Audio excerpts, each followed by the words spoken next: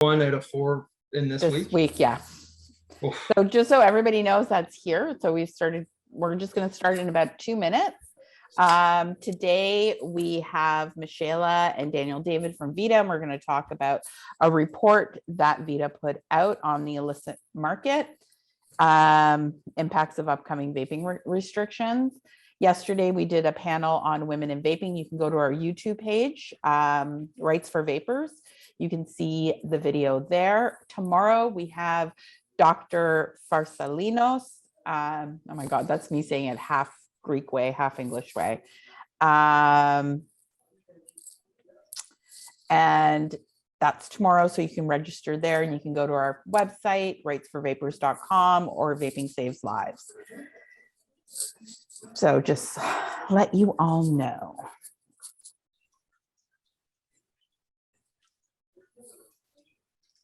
I should make myself a window tint. See, Sean was giving me an idea about window tint, but like I have a machine, I could do it. I could just cut my own line. You do have that system too. It's right here. The big red thing is. Good idea. Never thought of that, to be honest. I literally have window cling. Okay. Okay, I think we're going to get started. People can attend as they come in. I want to say thank you to everybody who is attending this webinar live. I would like to welcome David, who is the president of the Vaping Industry Trade Association, also known as VITA, and we will be referring to the organization as VITA during this webinar. Also, Meshaila Sinnis, who is the Director of Regulatory Affairs for VITA. I've personally have known the two of these two people for a very, very long time. I have fond memories of watching them talk at HESA committee hearings as I am sitting on a bed in Edmonton screaming at my computer. So I've also worked in different organizations with them, and all these kind of done so much with them. So I so appreciate the two of you have come here today to talk about this report, which can be found on the VITA website. And here we are right here. I've got notes made. So it's the Illicit Market Report, Impacts of Upcoming Vaping Restrictions. There is a video. If one of you can pop the link to the video in the chat, that would be great. So people it's actually right on the main page too, like our main VITA page. There's I can do it. Fabulous. It's a great little video that they talk about the black market. And so what I thought would be really great on National Non-Smoking Week, as the voice of Canadian vapers continues to be muted by different groups, it's important that we bring up and have conversations about what these over-regulations could possibly have, the consequences, not only consequences of people returning to smoking, because to me that is like huge, but consequences in the type of products that are available, and talking about black market. And I think this was a really, really incredible initiative that you guys did. And I have so many questions, and some of the questions you guys might think are really simple, but for me, we're going to start off with the first one. Why did you do this? Like, how did the idea come up? Yep. So, and listen, I'll answer it in just 1 second. Like Shay and I, first off, like we work very closely together on this project with our third-party service provider, who's got a ton of experience. It was also important for us that, it wasn't the association directly engaged. We wanted to make sure that any information that we got in results and that research was very, very much like, it wasn't just the association, it wasn't biased, anything like that. Yeah, exactly. So I mean, when it comes down to why we did it, I mean, I would say to that, I mean, one of the things that we do, right in our mission, our approach is creating solutions, trying to find alternatives, in defense of vaping and to ensure vaping stays around. And part of that is understanding the impact that regulations across Canada actually has. As we've seen, like over the years, I know, Maria, you've been here the whole time. And, just in the recent past, I mean, it's just been, one set of regulations after another without really taking any pause to understand, well, hey, Were they effective? Did they achieve the goal they set out to do? What was the impact that it had on the industry, on consumer behavior, and various other aspects? So, in order to address a problem like that and create solutions, we have to understand it. So it started with tracking and following, particularly in Nova Scotia, where they were the first province in Canada to implement a flavor ban, which we're now dealing with kind of across the board. So it was really important for us, as heartbreaking as it was to see that happen. It was really important for us to track and see what was going on. So it started with really looking at the retail side, like what stayed open, what was the impact on the industry itself. We right off the bat got very, very concerning numbers and information just that by looking at it. And within the first 60 days, we saw the retail industry, vape shops, like nearly half of them completely shut down. Significant impacts right on the others. And that kind of led to another question. Well, when you put in a regulation that takes such a significant portion of the currently legal and available products on the market, and you take that away, clearly it has a massive impact on the industry. Well, what are consumers doing? I mean, there's the supply and demand concept that they still, they don't just go nowhere or do absolutely nothing. They go to concerning other areas. So that either they go back to smoking, like you had mentioned, which is like heartbreaking. They go, in the case of Nova Scotia, they can go to other provinces that haven't done that, which takes away from their market. More concerning, they can go to international sources, which, no regulations, no standards like we have here in Canada. Or they can try and solicit and find sources from other suppliers, and that ends up being black market suppliers. So that's kind of how we, the illicit market was really like, okay, this is something we should really understand, and that's where we initiated the engagement with this third-party firm who does this work. So they do this type of work for tobacco. It's also a big problem for tobacco. We're not the only industry that has to kind of face those impacts. So with that, they did a ton of research. They were the ones that did like an environmental scan, trying to understand what's going on.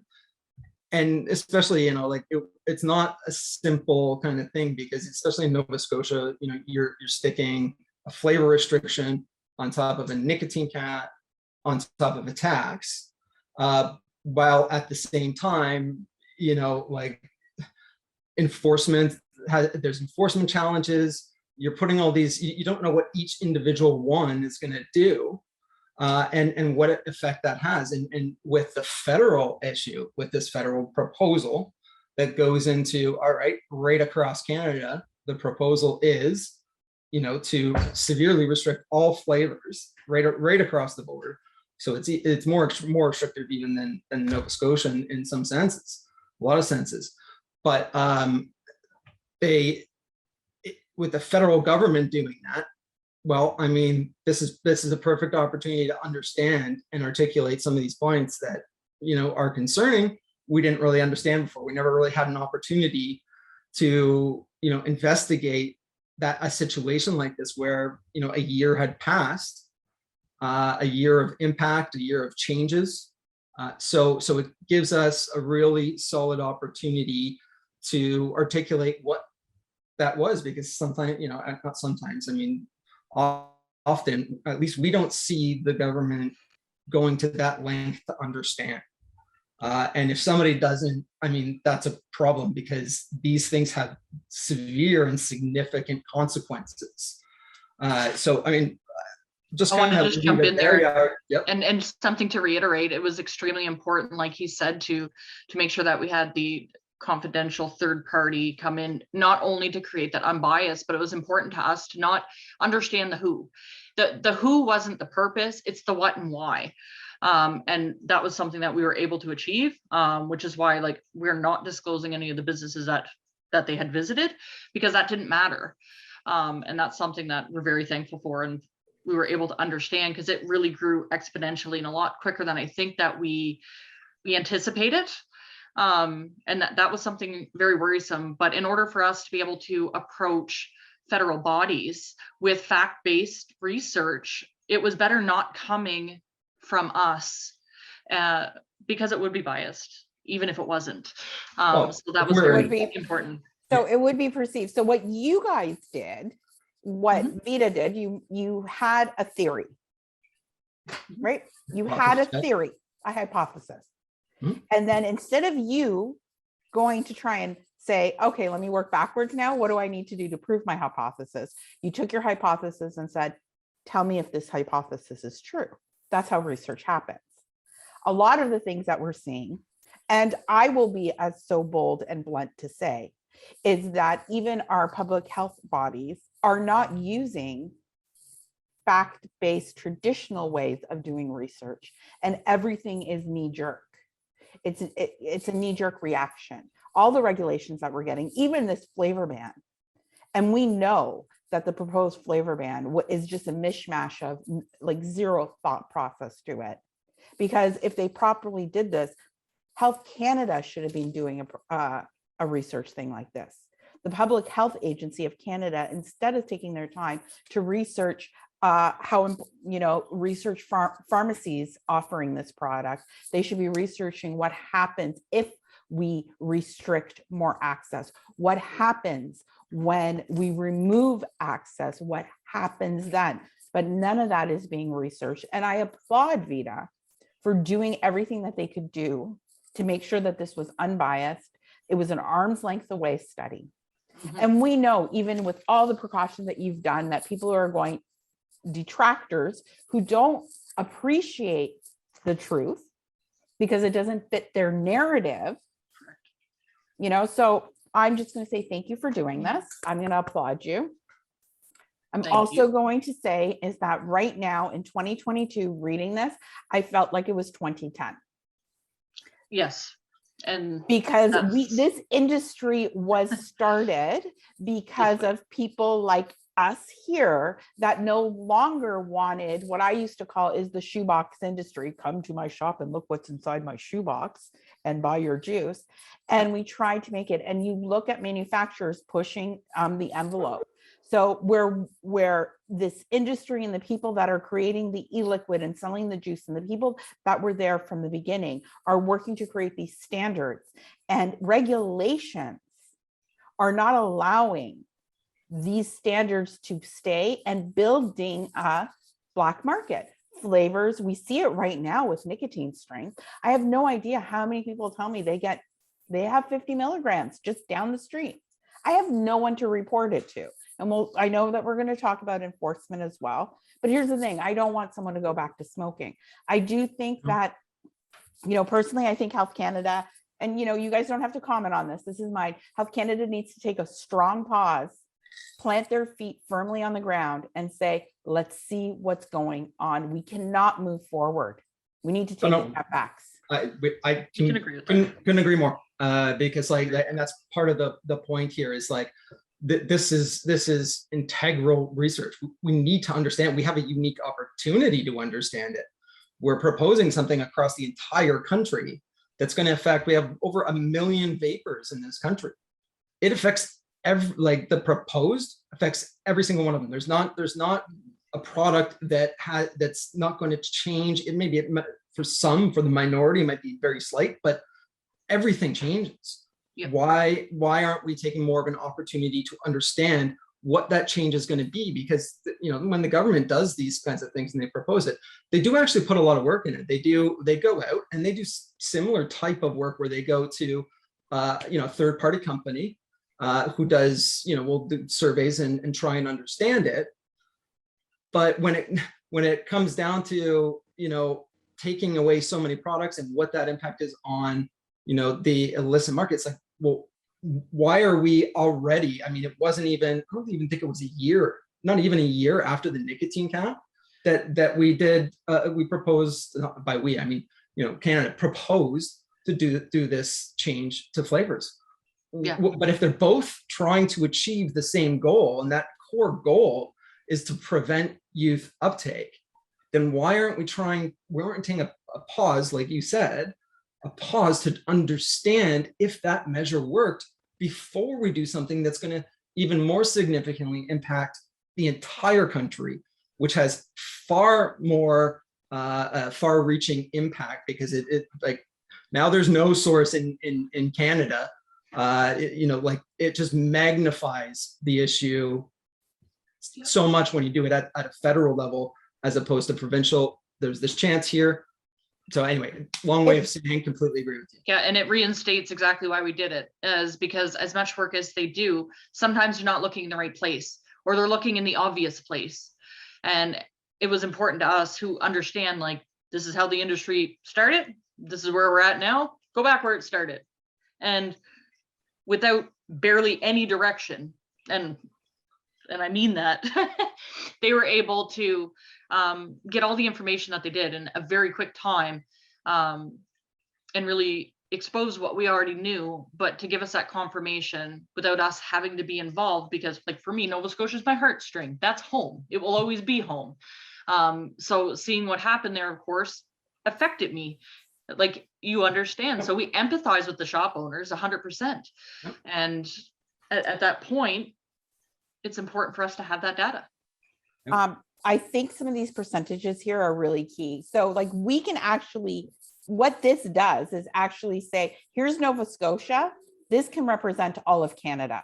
So these numbers can happen as quickly in the rest of Canada if we now follow suit with the flavor ban and the taxation. Unknown caller. Yeah, in fact, you'd probably magnify every one of those numbers. Well, look at this. Within 60 days, that's 60 days, guys. That's like literally a blink of an eye, or an Ontario lockdown, or an Ontario 2-week lockdown. Sorry, just had to do 44% of small brick and mortar vape shops in the province closed within 60 days of the flavor ban.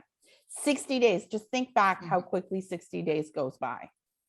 Like, we're already 30 days away from Christmas, like out of Christmas. And I'm not sure how quickly this increased, but 25% increase in provincial cigarette sales. 25% increase in cigarettes. People smoked more. That means that more people smoke. This isn't just people who are already smoking decided, oh, I'm going to go from a pack a day to 2 packs a day. This is people who returned to smoking. These numbers, and I don't know what is the time frame of that 25% increase. And we also have to remember one aspect here. Obviously, the time period coincides with lockdowns, COVID, people getting stuck in there, all that kind of stuff. That's okay. Yeah, but it is. I think it was over 8. I think it was 8 months. Now, don't quote me on that, but I believe it was 8 months from that taxation to taxation schedule that they had put out. Well, the more compelling kind of one that we also talk about is when Nova Scotia put out its budget expectations, or the financial side of it, and what they saw. And this is also a way where we can kind of see some correlation as opposed to just assuming it, which was the government itself was even almost surprised that, hey, we got significantly more tax revenue from tobacco sales and significantly less than expected tax revenue for vaping product sales. Well, and we guess there's less vapors than we anticipated. No, you did not retain as many vapors as you anticipated. The point is that the people that are regulating this are not communicating with the people who are using the product. And there was a government change too to consider in Nova Scotia. Halfway through that, once it was enacted, halfway through that tax schedule, there was a government change as well. But would they have gotten into this if they actually spoke to people who vaped? Well, I mean, that's That's the point, is I mean, that, they did, but did they hear them? And no, that's what's, I think, exactly. the most Or concerning. did they hear that a kid, did they put more weight on a 14-year-old saying that, oh, if you put a tax on, I will not buy vaping products. But if they heard, but did they hear that from an adult saying, I'm just going to buy cigarettes? And this is where my other bigger concern is, that the governments are picking and choosing who they're listening to. They're putting this weight on the opinions based on what they want the outcome to be.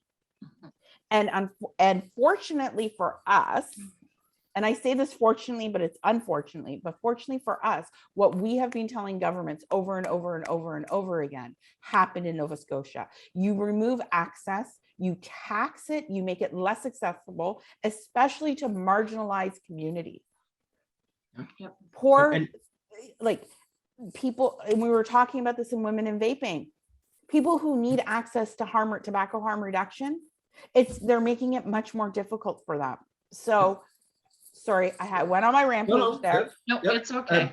But and just another thing, just on that point, it's like, when the government is looking at the vaping industry, listen, I mean this industry was founded by former smokers turned entrepreneurs who are passionate about it, because we've had the direct, we've felt it, we know the effect of when you switch to vaping. After years of smoking, you can feel that effect. So it's an industry that it's such a beautiful thing to be a part of, for the most part, for the vast majority.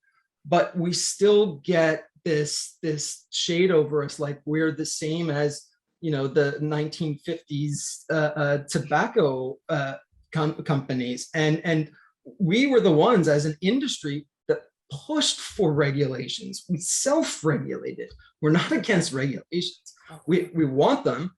We don't want kids smoking. We're all on the same page on these things, but unfortunately, it's that perception that we're trying to addict another generation. No, we're not. But like, there's still 4 million smokers in this country. Like, that's the market. And we're parents. Most of us are parents on top of this, and that's something. And most of us came from smoking families. And government at doesn't that need point, to, like, that's not being considered either. The last thing, and I've made it very clear to my kids what will ever happen if I catch them smoking or vaping.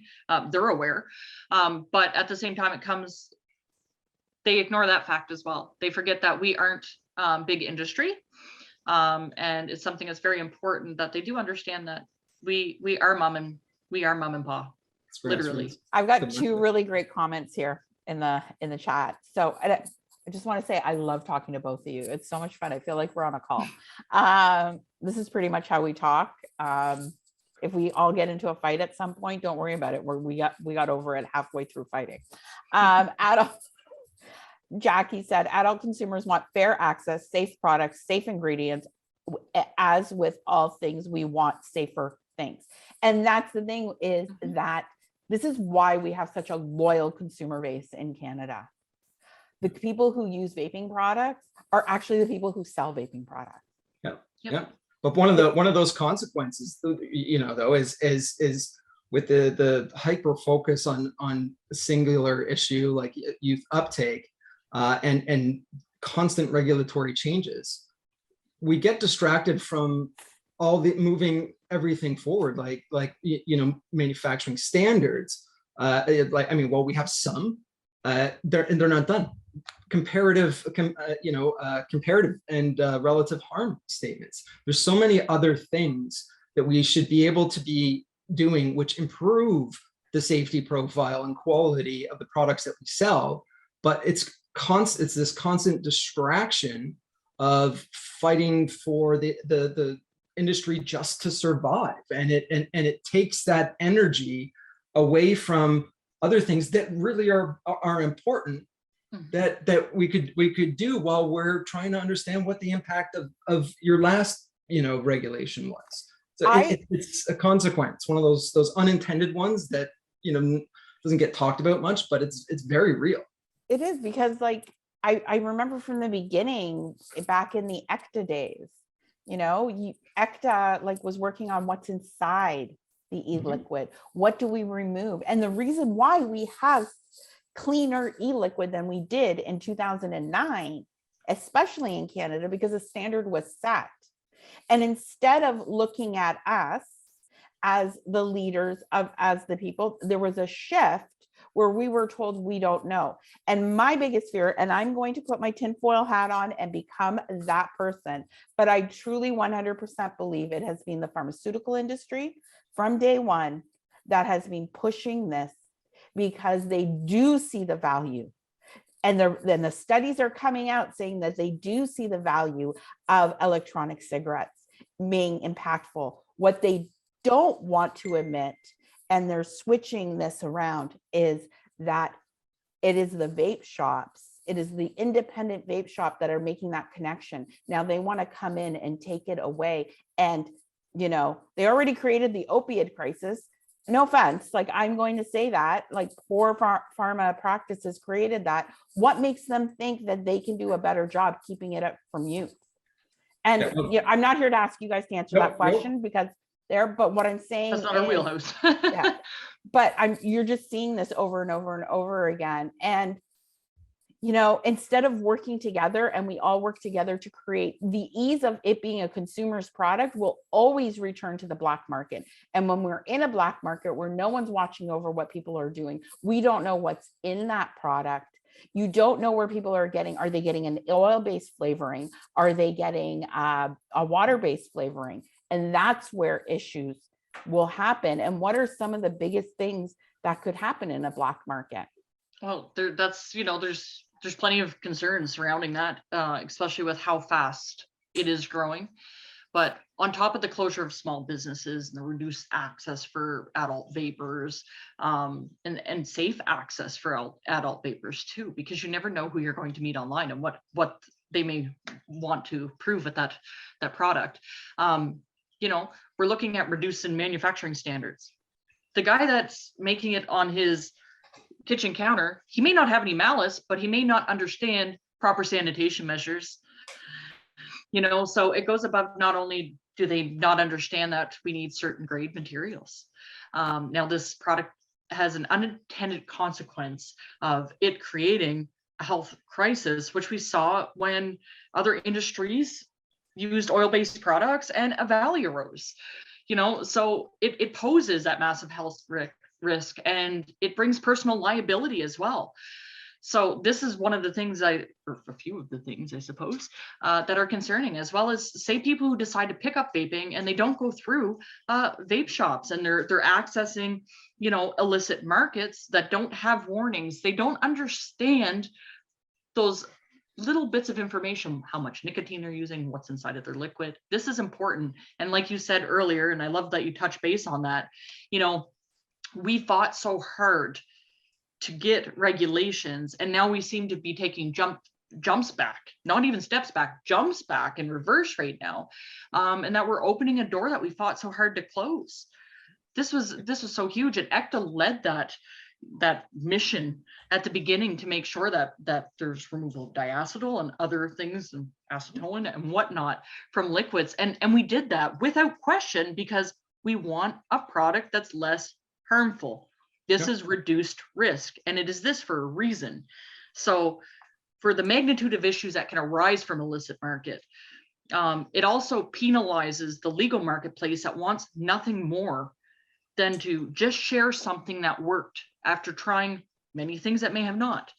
Yeah. So it's scary. If I can jump in there too, I mean, one of these concerns, and there's a couple too we're going to need to touch on, but one of them is, you know, when we get into I won't get too deep into enforcement, but when you have a situation where, and the enforcement model is very important here, but you have a situation where the industry, the vast majority of it, we all want to be compliant. Like we've got business, we got families to feed, and there's a reason for regulations, and that's very well understood.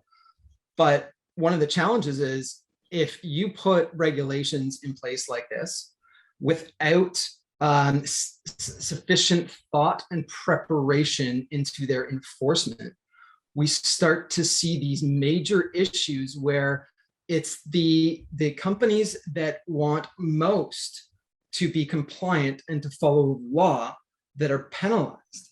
You have situations where, you've got a shop, 3 shops in a small town.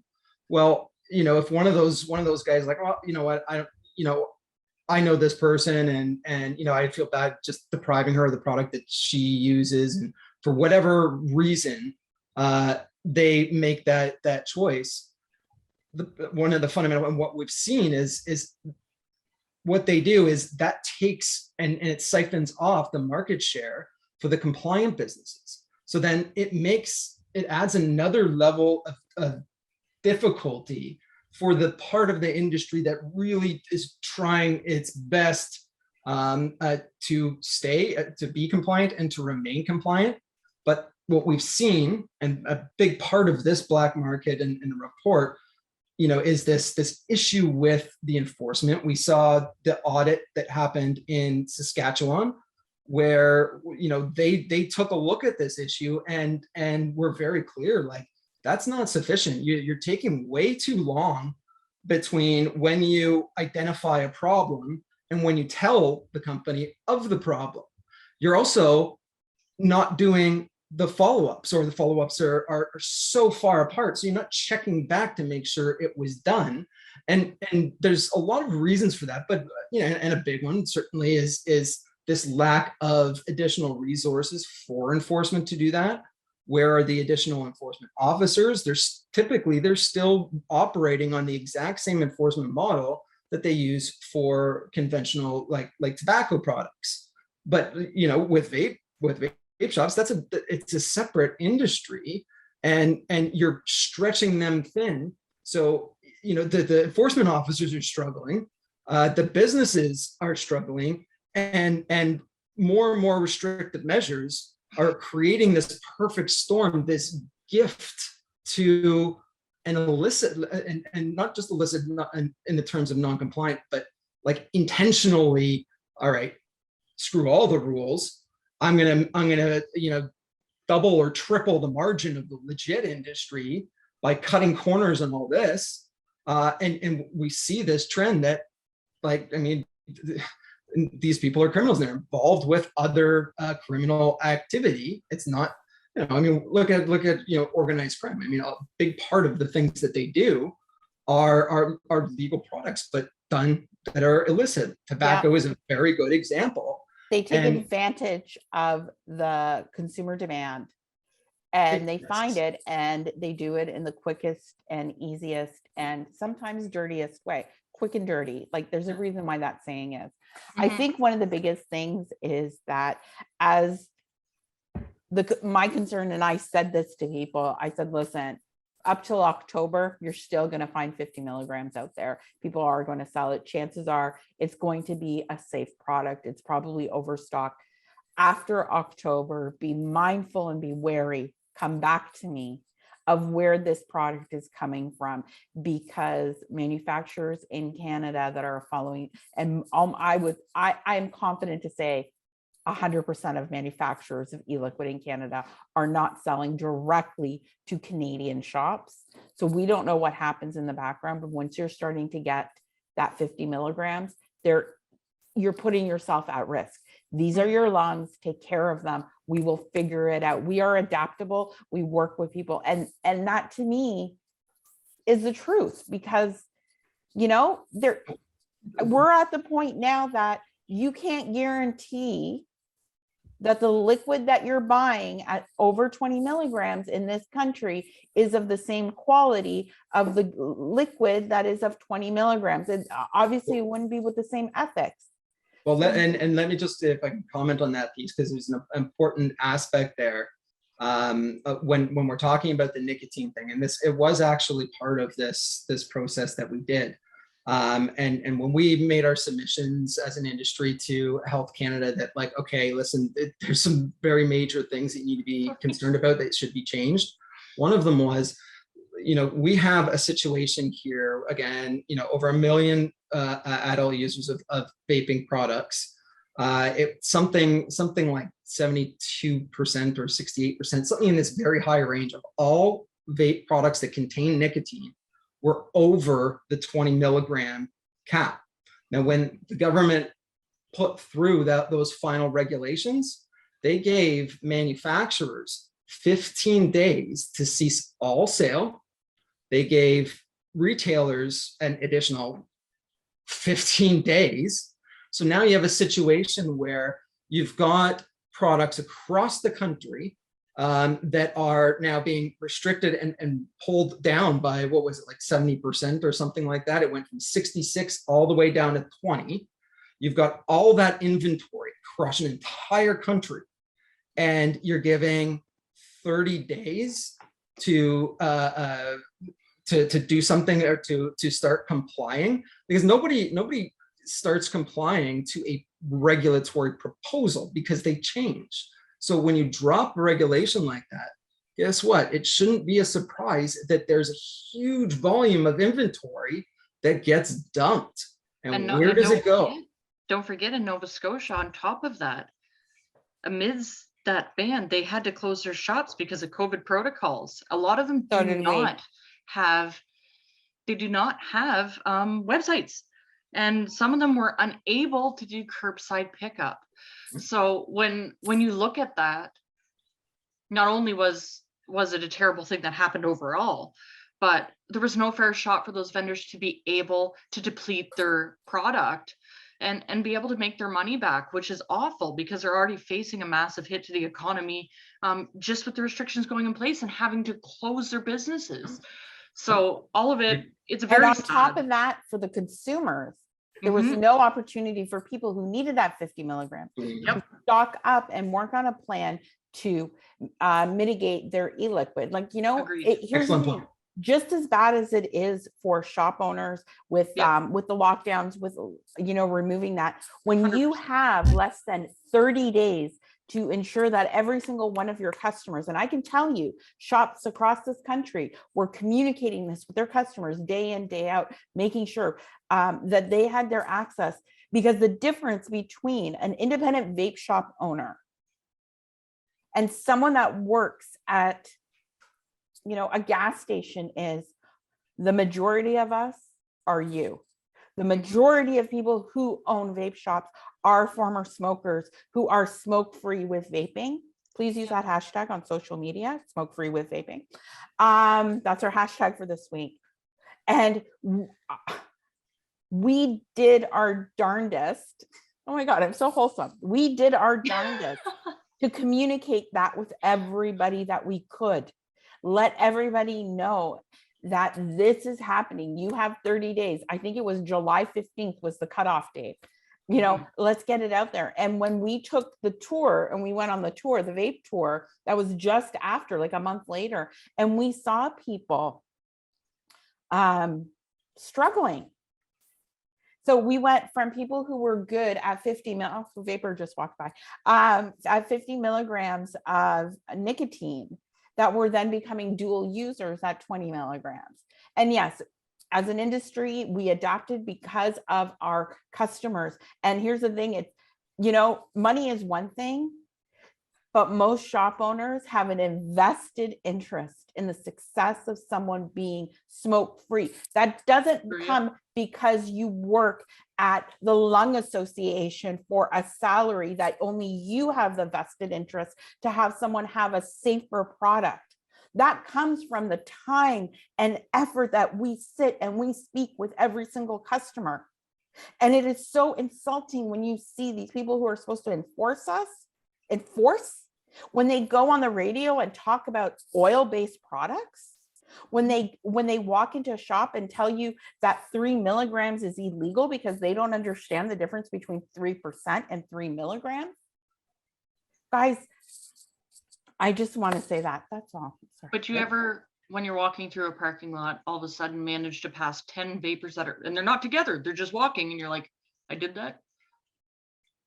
Yeah, well, there's a fundamental thing that reminds me all the time. It reminds me why I do it. When I walk outside and I see people in their cars vaping and I see people walking down the road, I'm like, you know what? This is why I do this. And it reinstates it every time, because it's easy to get tired out. We get tired. This has been a decade of the same renegade war here.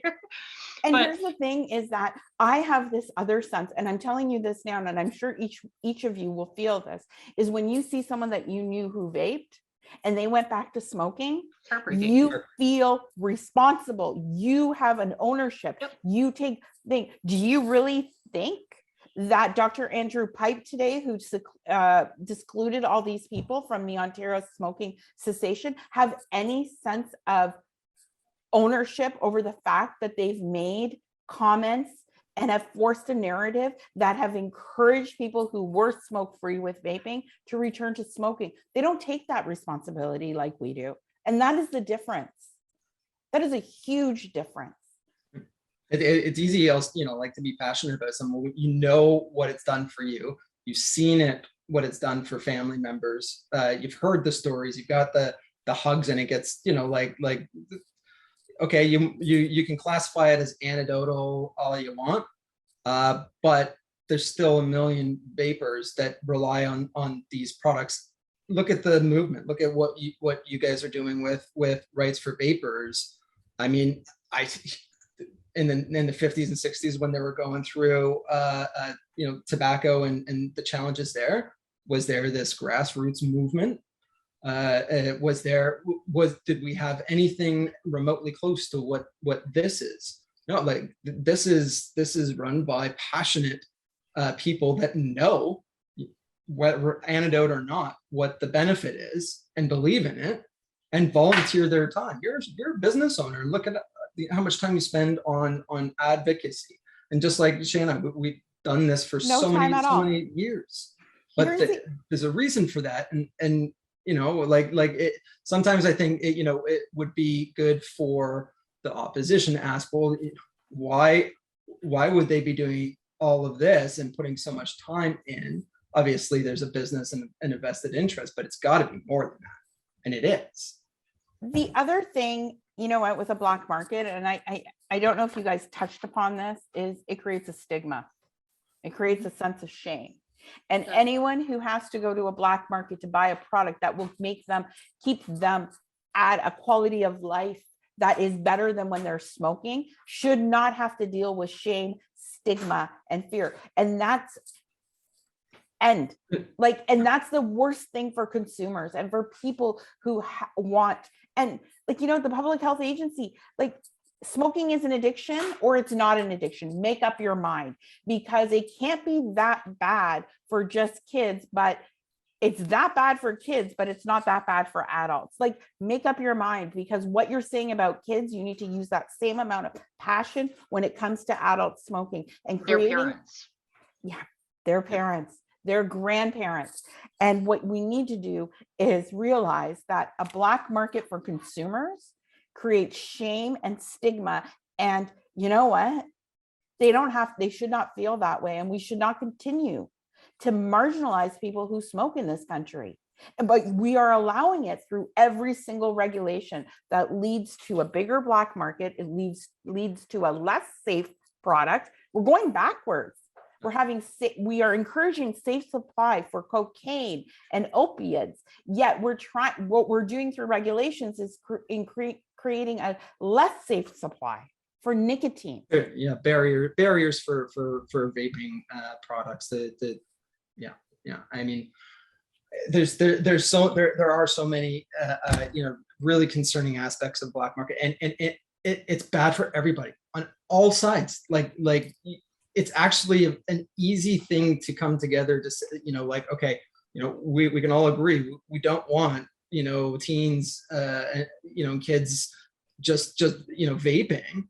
I've got kids, Shay's got kids, like a lot of us do here. Of course we don't. But there has to be a better way, and we do really need to work closer with government regulators without so much stigma, but to actually understand some of these problems, and that there are more solutions, and the solutions can be different from the solutions that you applied in the 50s and 60s and 70s to tobacco. They're fundamentally different products, and this equality between the two is unfortunate. But there are other ways that don't create this catastrophic damage. Not only does it, flavor ban, decimate an industry, decimate small businesses, it harms consumer safety. It puts more money into organized crime and illegal activity across the board, and it does. The organized crime looks at it as a low risk. I mean, it's even lower risk for them from a punishment standpoint than what they do with tobacco. So they're you would expect like they're sitting back there, organized crime and that intentional group that are like waiting, like put a flavor ban through. They know what's gonna happen. You can't take 85% of the products that are relied on by over 1 million Canadians, take it off the market. Yep. And that there's a void, there's a vacuum. What also happens is there's no education, there's no support. When you turn something into a black market, there is no support for the end user. Someone came in here and showed us their 80 milligram disposable 2 weeks ago. Oh, Jesus. 80 milligrams. So I've been seeing lots of interesting things lately. So you create this black market, you make it much more difficult in certain parts of this province to be able to have conversations with people about vaping. You are not allowed to share relative risks. Every single regulation that the government has put forth and has really from CG1 to CG2 barely changed. Yep. Aside from the flavor ban, knock on wood, we've done a great job. We need to continue doing that job, guys. Sign the petition. Mm-hmm. But where was I on this train of thought? It was a good one too. They're creating this black market. They're creating a less safe product. And I've said this before, time and time again. We have been fighting from the ECTA days to create a safer product. We believed with our entire heart that getting regulated would help us even create an even safer product. But what it did was regulations have systemically created a less safe product available to consumers and more available to consumers than ever before. Like forget that, I can't say that word, the D word, forget that. We're dealing with things that we never even thought were possible. Oil in our e-liquids. But we have an opportunity to stop this, right? For the most part, and this is one of the, if there's a good message here right now, despite, we have a proposal for a flavor ban, but we do have these issues on the nicotine side. And things are starting to, are quite bad with Nova Scotia and what's happened to them. For the rest of the country, for the vast majority of it, flavors are still available. There's some additional restrictions here and there, and it's certainly with the Atlantic provinces, but we're not at the stage yet where this thing gets in the hands of organized crime at a significant level. And it's incredibly important that we prevent that from happening, as opposed to taking action that only facilitates it. So we can't let it get worse, because it's not just a harmless thing. That money goes to illegal activity, and even I was surprised when we went through this and heard these stories and what was happening, where vaping products were being found within organized crime groups.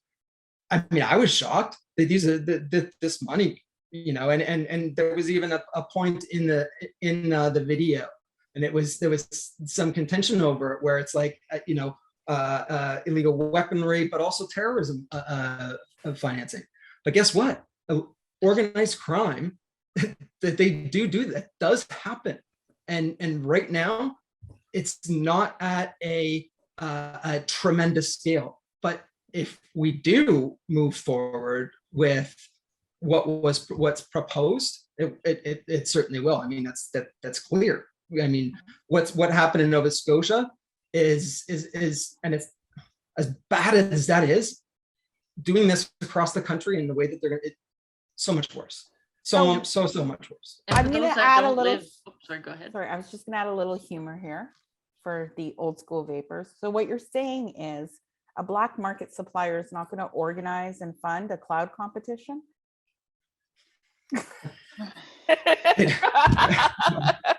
Sorry, I'm I ahead thought it out. was. No. Guys, I just wanted Sorry, to it's add a never little been bit. as sunny in I this just- room as it is. It's the sunniest it's ever been since I You moved look angelic. in. Thank you. You got a halo over your head. I did want to add one thing though to what Daniel's saying about organized crime. And it's something that I kind of giggled at Dan about, and he can attest to this. Is for those that don't live in Montreal and British Columbia, you don't hear as much about organized crime as we do, where there's a lot of organized crime between British Columbia and Montreal. We're very used to hearing the stories. We're used to either being firebombed or other things that happen here in Quebec, and the same thing with British Columbia. Those are two very hot places that are used to hearing the stories. So Daniel's like, well, it can't be that big, and the company looked at him and said, oh, but it absolutely is. Yep. Yeah, and we're when kind of he was protected shocked in to hear, Ontario. like there's organized crime everywhere. It's maybe not as public as our two places, but it can and will. Yeah, And that's what's very scary about I it. never expected what this would dig up. And guys, human trafficking is one of the Yep. other things. So look, I'm not saying I want people to stay smoke-free. What can we do? Speaking up, get that petition out there, guys. Like, and I know this is National Non-Smoking Week. You should be emailing your MP. If you go to Vaping Saves Lives, we have templates. Get all your family members to sign the petition. The petition is important because we don't want this report to be one that covers all of Canada. And instead of the report, we're trying to figure out, we're going to see numbers that are going to be so much higher because a 25% increase in a province of Nova Scotia that has maybe how many, A million people. a million people is going to be a hell of a lot more people smoking. It's going to be a lot more taxing on our healthcare system. Or just think about yourself. How much liquid do you need to live out the rest of your life? Do you want to mix it? Yeah, no, you're right. And just so everybody knows too, something that Maria didn't add, like you don't have to be a vapor to sign that petition. Like I know that there's people that support me for vaping, and they're happy that I don't smoke anymore. And I was a heavy, like cigarette always in the mouth smoker. And they signed it. And they signed it because they're happy to see I'm not doing it. They have nothing against it and they're happy that it's working. So you don't need to be a vapor to do it. Nope. Share it on all your social channels. And the risk Text of it out. the risk of a black market affects anybody, whatever side you stand on for vaping and regulations.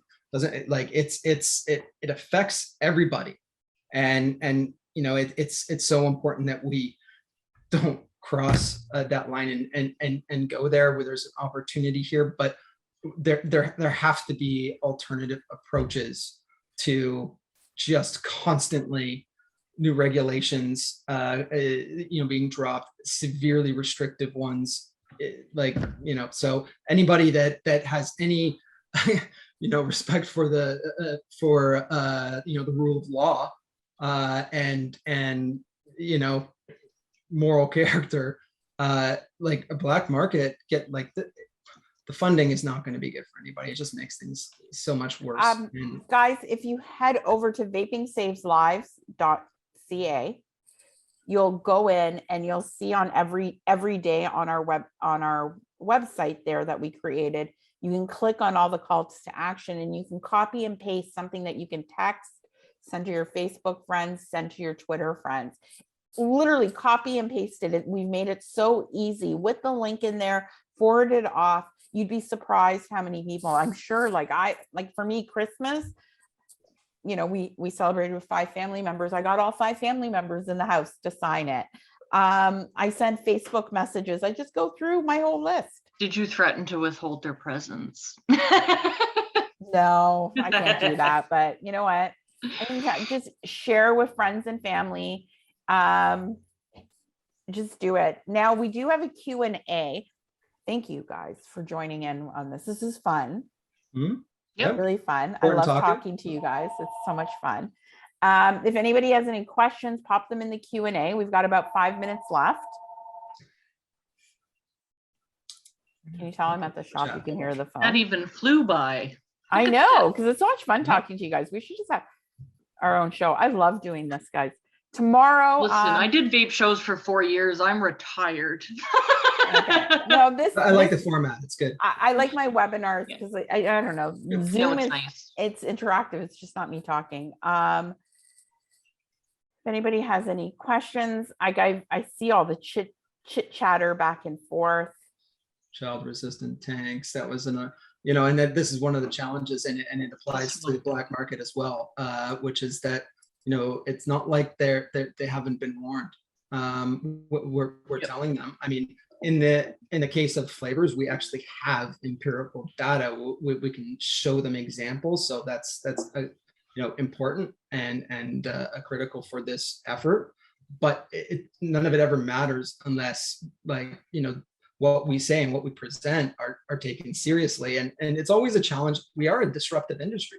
Let's not forget that our products do, and you know, pharmaceutical and that kind of stuff, and you know, the NRT, nicotine replacement therapies, all that kind of stuff is important, but they're still a for-profit corporation, just like the vaping industry is for profit. But you know, vaping industry, you know, is treated one way. You know, the other is I think sometimes, you know, policymakers, it's easy to miss that they are competition, that this is a disruptive industry, and it makes all of this so much more complex and hard to understand, especially for policymakers that are dealing with so many other things. So it's so critically important that we have those channels open to have rational discussions, to present evidence and information, and have it taken seriously. To you know, I mean, we're actually all on the same side at the end of the day here. We don't want this. We don't want more harm. We don't want more smokers. We don't want kids vaping. We don't want people losing their businesses and jobs. Like, there's other ways to do this, but they're not really possible unless we have that forum where we can have the discussion. We can go through this and you know, push for positive change and something that, you know, balanced evidence-based regulations. Absolutely. Okay. There's 3 questions here. First of all, Ryan Green, sorry, what was the report Maria was holding up? It's the VITA report. It came out a little while ago. The illicit market one. You did read it, Ryan, because we discussed it. It was the one that we actually had in our submission. Yeah. So that's what I'm being holding up. Jackie asks, if, and I stress if, good one, Jackie, thank you for the positivity, the flavor ban goes through, what will be the impact on DIYers? Well, the impact, I mean, listen, at the end of the day, the e-liquid isn't that difficult to make. You can go to, we were talking about this earlier today, you can go to a pharmacy and a bulk barn and get, you know, those ingredients. Now, if you choose to do it, I mean, the sources that we have now through regulated vaping companies are going to provide you the proper things. But there's this risk to you know, picking the wrong flavor and concentrate. So something that's oil based. So, and not all something consumers. that's not USB. Yeah, so not all consumers know about that. I think that Jackie probably would, but it's. I mean, at the end of the day, you know, these are consumer products. The core compounds of them, they're not difficult to actually get. So it's, you know, it's not going to have a tremendous impact aside from, you know, you sourcing, you know, through vape companies that do it right now. Because I don't know how you restrict those other products, because they're food grade flavors, PG and VG, they're everywhere. You can walk into stores and buy them. Thank you. Meshaila and Daniel, thank you so much. Thank you for you guys following through, coming up with an idea and finding the right place to see what your hypothesis. Thank you for doing science in a way that scientists should be doing it. You're leading by example. I appreciate it. I know that sounds a little bit sarcastic, but I'm being like We also Very- appreciate it, but we don't know how to take compliments. Okay, no problem. And I'm just going to leave this with you guys here because I just want to say is that there is a movement for the pharmaceutical industry to try and take vaping away as a consumer product and only be available behind the counter at pharmacies. I'm not here to ask for comments or anything like that. I think we're going to go into this with Dr. F tomorrow. And I'm just going to leave this quote. It's a Canadian study that came out this month.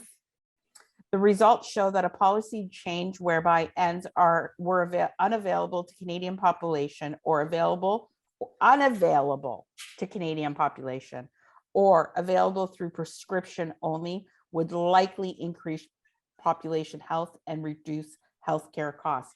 According to them, if vaping wasn't available or only available through them, smokers would be a less cost to the healthcare system. Now, I know when I have to go pick up my prescription, I'm not allowed to spend more than 5 minutes with the pharmacist, and it takes me quite a damn long time. So, guys, go out there, advocate, speak up, use your voice, and encourage other people to use their voice, as simple as signing that petition. Together, we have moved this needle. Consumers, industry, manufacturers together, and we will continue to do this. I believe in the power of this product, and I also believe in the power of the voice of every single person that advocates for themselves. So thank you, everybody. Thanks for having us, Maria. Thank you.